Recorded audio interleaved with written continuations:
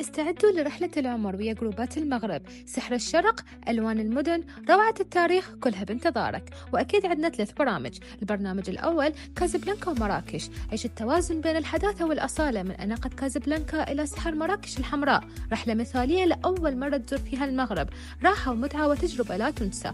البرنامج الثاني رباط وفاس ومراكش وكازابلانكا، أقوى برنامج سياحي شامل، تنتقل بين العاصمة الهادئة رباط وروح التاريخ في فاس وسحر مراكش ونبض كازابلانكا السحري.